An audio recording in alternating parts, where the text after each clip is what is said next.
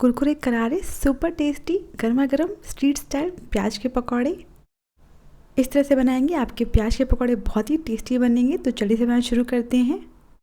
मैंने लिया है यहाँ पे 3 प्याज। क्रिस्पी पकौड़े बनाने के लिए प्याज को सही तरीके से कट करना बहुत ज़रूरी है। एक प्याज ले लेंगे और इसे इस तरीके से बीच से कट कर लेंगे।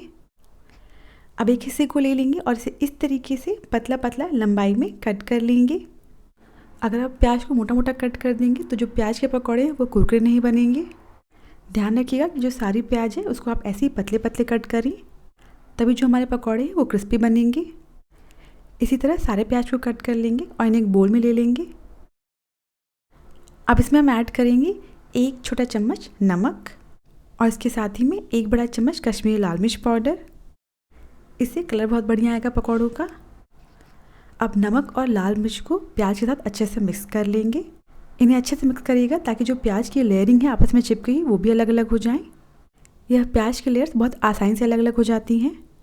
नमक डालने की वजह से जो प्याज है उसने पानी छोड़ दिया है, तो जो हमारा फाइनल बैटर बनेगा उसमें हमें 1-2 चम्मच ही पानी ऐड करने की ज़रूरत पड़ेगी। नमक और मिर्च अच्छे से मिक्स हो चुके हैं प्याज के साथ। अब इसमें 2 बारीक कटी हुई हरी मिर्च ऐड करेंगे। 1/4 चम्मच अजवाइन को क्रश करके डाल देंगे। बेसन के पकौड़ों में अजवाइन का टेस्ट बहुत बढ़िया लगता है। चुटकी भर हींग डाल देंगे, यह डाइजेशन में मदद करता है। अब इसमें आधा कप बेसन ऐड करेंगे। अगर आप ज़्यादा क्वांटिटी में प्याज लेकर पकौड़े बना रहे हैं तो भी ध्यान रखिएगा कि आपको बहुत ज़्यादा बेसन नहीं ऐड करना है। स्टार्टिंग में हमें बेसन का घोल नहीं बनाना है, बस प्याज को बाइंडिंग देने के लिए हम इसमें बेसन ऐड कर रहे हैं। अब पकौड़े क्रिस्पी बने इसलिए इसमें 2 टेबलस्पून चावल का आटा ऐड करेंगे। आप इन्हें चावल के आटे के बिना ही बना सकते हैं। चावल के आटे की वजह से ये ठंडे होने के बाद भी थोड़े क्रिस्पी रहते हैं। मुझे यह मिक्सचर थोड़ा ड्राई लग रहा है इसलिए मैं इसमें 2 से 3 टेबलस्पून बेसन और ऐड कर रही हूँ। मतलब ऐसा समझिए कि बेसन लग जाए सारे प्याज के लच्छों पर। मैंने थोड़ा सा इसमें पानी स्प्रिंकल किया है। अब इन सारी चीज़ों को अच्छे से मिक्स कर लेंगे।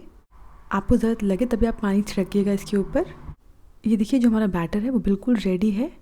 अगर आप इस बैटर से आधे 1 घंटे बाद पकौड़े बनाने वाले हैं तो इसमें ज़रा भी पानी नहीं ऐड करिएगा, क्योंकि जो प्याज है वो फिर से पानी छोड़ देगी, आपका बैटर काफ़ी ज़्यादा गीला हो जाएगा।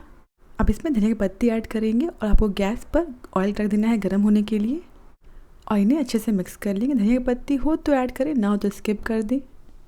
हमारी बैटर कंसिस्टेंसी बिल्कुल परफेक्ट है। आपको प्याज के लच्छे दिखेंगे, सिर्फ बेसन बेसन नहीं दिखेगा। अब इसको और कुरकुरा बनाने के लिए इसमें 1 चम्मच गर्म ऑयल डाल देंगे। पकौड़ों को डीप फ्राई करने के लिए जो ऑयल चढ़ाया है गैस पर उसी में से 1 चम्मच इसमें डाल देंगे और इसे अच्छे से मिक्स कर लेंगे। हमारा बैटर बिल्कुल रेडी। अब इससे पकौड़े बना लेते हैं। अब ऑयल अच्छे से गर्म है या नहीं यह देखने के लिए आप इसमें थोड़ा सा बैटर डालेंगे तो इसमें तुरंत ही बबल्स बनने लगेंगे। मतलब ऑयल बिल्कुल सही गर्म है।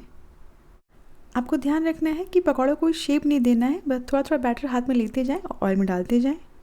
अगर ऑयल हल्का गर्म होगा तो जो आपके पकौड़े हैं वो ऑयल ज़्यादा अब्जॉर्ब कर लेंगे और कुरकुरे भी नहीं बनेंगे।